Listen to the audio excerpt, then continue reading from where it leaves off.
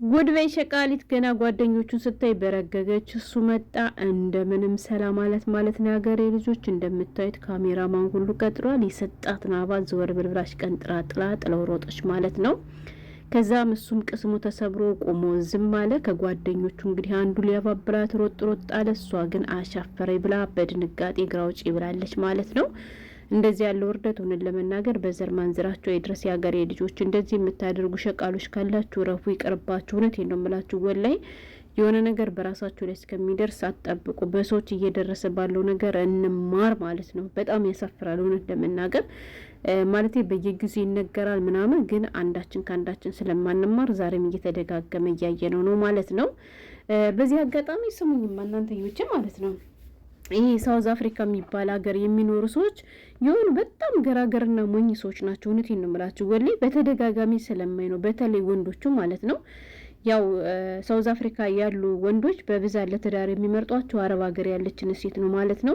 አረብ ሀገር ያለች ሴት ደግሞ በአካል ተዋውቆ ሰውም በኦንላይን ይጀናጀኑና ከዛ በኋላ ነው እንግዲህ እነሱ ወደ ሳውዝ አፍሪካ የሚወስዷቸው ማለት ነው። አሁን ይሄ ሰውዬ ይችል ልጅ ወደ ሳውዝ አፍሪካ ለማስገባት 1.2 የኢትዮጵያ ብር እንደጨረሰ እየተነገረ ነው ማለት ነው። የሀገሬ ልጆች እንግዲህ መጨረሻው ደግሞ ምን እንደሆነ ልንገራችሁ ማለት ነው።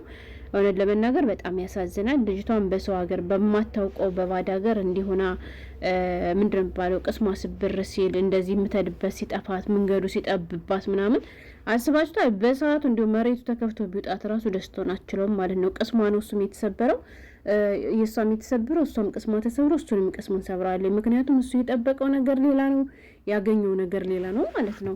እንግዲህ ውድ ቤተሰቦች ምንድን ነው መሰላችሁ፣ ብዙዎቻችሁ እርግጠኛ ነኝ ሰምታችሁታል። ምክንያቱም እነ ቲክቶክ እነ ፌስቡክ እነ ዩቱብ እያራወጡት ነው ማለት ነው።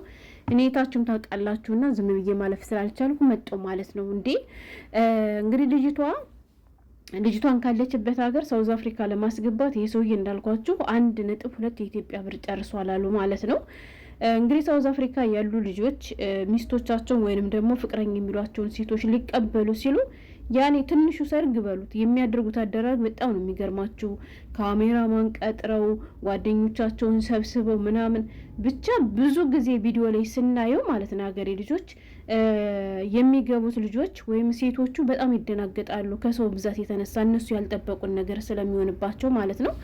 እና በዚህ ዘመን እንዴት እንደሆነ ባላውቅም የሚወስዷቸው ሴቶችም የሚቀበሏቸው ወንዶችም የሆኑ ሞኞች ነገር ናቸው ማለት ነው። አለ አይደለ ከዘመኑ ጋር የሚሄዱ አይነት አይደሉም ማለት ነው።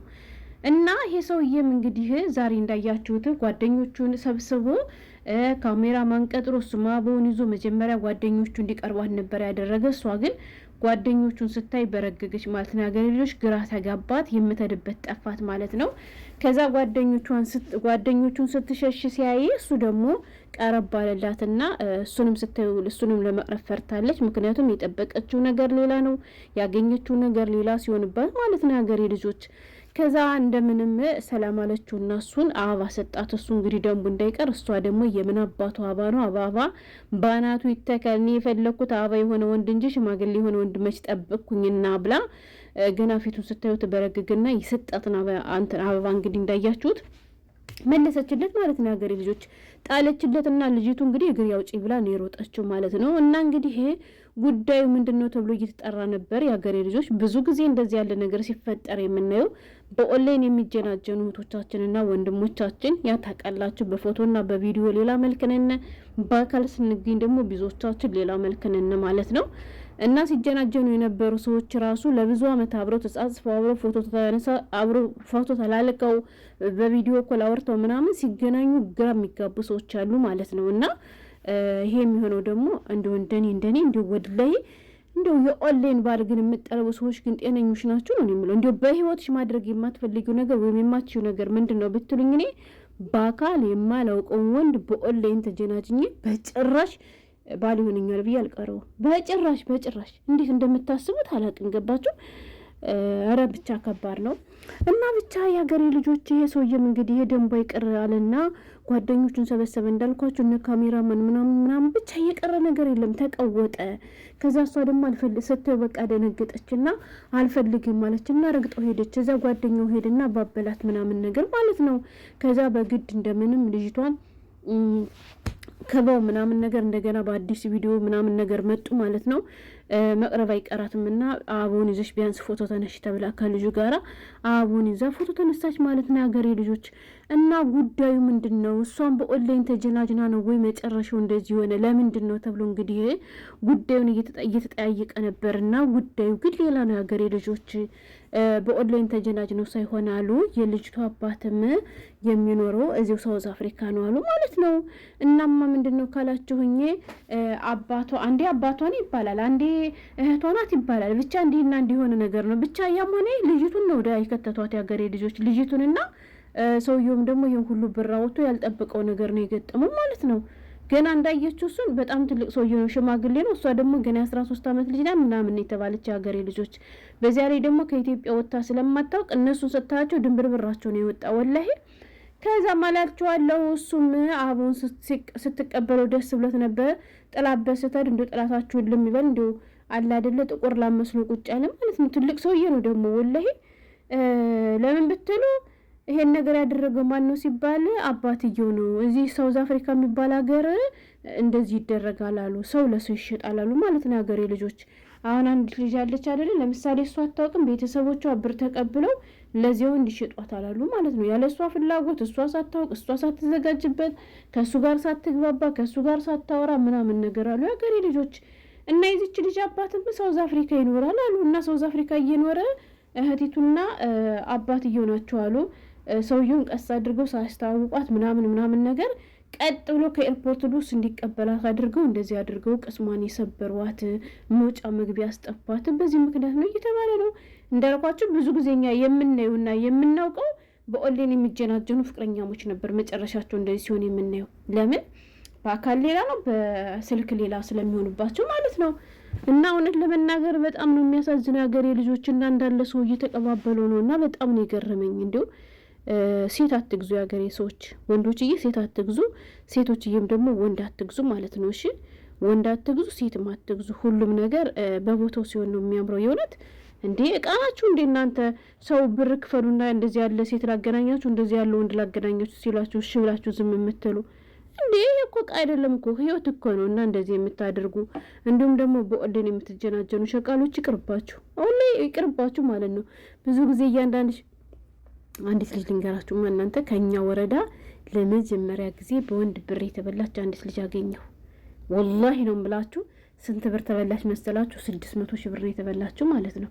ከዚያ 600 ሺህ ብር የታግኝተሽ ከፈልሽ ስትባል ከጓደኞች ተበዳድሬና አሁን አዲስ የሚመጡ ልጆች ደግሞ ሐዋላ ስልክልን እያሉ ይሰጡኛል። የእነሱን ራሱ ጨማምሬን የላኩለትኝ። ከዚያ ላኪልኝ ሲሉኝ እነሱ ደግሞ በተዘጋ አካውንት ስላስገባችሁት ማውጣት አልቻልኩም ምናምን እያልኩ እመልስላችኋለሁ አለች ማለት ነው። ለልጆቹ ማለት ነው ብር መላክ አትፈልግም። ከዛ እየጀነጀናት እያለ አሜሪካን ሀገር ነው የምኖር ኢትዮጵያ ገብቼ ነበር አካውንት ታገተብኝና አካውንቴን እስከማስከፍት ድረስ ብሎ ነው ብር ይላኩለታለች ማለት ነው። ሀገሬ ልጆች ለካስ የሚጀነጅናት ሰው ሌላ ነው፣ የሚጀነጅናት ሰው ሌላ ነው፣ የሚልክላት ፎቶ ደግሞ ሌላ ነው። ሀገሬ ልጆች አስቡት ማለት ነው። ፎቶ ሌላ ነው፣ የሚያወራት ልጅ ሌላ ነው ማለት ነው። ከዛ በመጨረሻ ያንን ብር ከእጁ ካስገባ በኋላ ቆርጦ ነገራት ማለት ነው። አንቺ ቀፋፋ፣ የማንሽ ቀፋፋ፣ አታውቂኝም አላውቀሽም ማለትና ተናገራትና ልጅቱን ብሎክ አደረጋት ማለት ነው። ከዚያ ብሎክ ሲያደርጋት ምን አለ መሰላችሁ? ይሄ በቲክቶከሮች እና በዩቲዩበሮች እየመጡ እንደዚህ ያደርጉልን ምናምን የሚሉት የለም እንደዚህ አለች ማለት ነው። አሁን ስንት ወር አለፈው። በቃ ብሯንም ተበልታ ከባላም ሳትሆን ምንም ሳትሆን አፏን እጥብ አድርጋ ይዛ ከጓደኞቿም ጋር ተራርቃ ቀረች ማለት ነው። ምክንያቱም አስልኪልን ብለው የሰጧትን ብር እሷ ግን ምን ትላለች መሰላችሁ? የልጁ አካውንት ተዘግቶበት ነው ምናምን ትላለች። በተዘጋ አካውንት ስላስገባችሁት ነው ጠብቁ ምናምን ትላለች ማለት ነው። እና ዋናው ቁም ነገሩ ታዲያ ይህ ሁሉ ዳርዳርታ ምንድን ነው ካላችሁ፣ እንዲሁ ይቅርባችሁ። እንዲሁ በኦንላይን ወንድ አትተዋወቁ። ላይ ቢያንስ ልጅ እያላችሁ ከብት ስታግቱ ወይም ስትማሩ ምናምን የአንድ ሰፈር ሆናችሁ ወይ ከአንድ ትምህርት ቤት ሆናችሁ በህፃነታችሁ የምትተዋወቁ ከሆነ እሺ፣ አጋጣሚ ስትገናኙ እንደዚህ በስልክ በኦንላይን ምናምን ተዋውቃችሁ አውሩ። ግን ቆላና ደጋ የሆነ ወንድ እየጀነጀናችሁ ስትጋቡ ምንድን ነው የሚባለው? ፈርስ እንዳየች ከብት እያጓጎራችሁ ያዙ ልቀቁኛ ትብሉ ማለት ነው። እና ይቅርባችሁ የሀገሬ ልጆች፣ የምታውቁትን ሰው ጋር ተጣበሱ። ሁሌ ከምሬ ነው የምላችሁ። በትምህርት ቤት የምታውቋቸው፣ በሰፈር የምታውቋቸው፣ እንደኔ የገጠር ልጅ ሆናችሁ ደግሞ አብራችሁ ከብት እየጠበቃችሁ የቃቃ ባልና ሚስት የነበራችሁ ምናምን እናንተ ተጋቡ እንጂ ቆላና እንደጋ የሆነ ነገር እያገባችሁ እንደዚህ ያዙ ልቀቁኛት ብለው። አሁን ልጅቱ በጣም ነው የምታሳዝነው። ወላሂ ገና እድሜ 13 ዓመት ነው ተብሏል። እሷ የምታውቀው ነገር የለም። ሰውየውም ደግሞ ብሩን አፍሶ ነው እንግዲህ አስቡት፣ ያን ሁሉ ብር አፍሶ፣ እሷም ደግሞ ጥሩ ትዳር አገኘሁ ብላ ካላሰበችው ነገር እዳ ገብታ ረብቻ ከባድ ነው ሀገሬ ልጆችና የኦንላይን ጅንጀና ሲጀመር መጨረሻው አምርም እየቀርባችሁ ነው፣ ሌላ ነገር አይደለምና ልጅቷን በመጨረሻ አልፈልግም ብላ ረግጣ ሄዳ እንዳያችሁ ቢያንስ አበባውን ተቀበይ ተብላ በስንት ሽማግሌ ምናምን ተመልሳ አበባ ይዛ እንደገና ፎቶ አብራ የተነሳች ማለት ነው።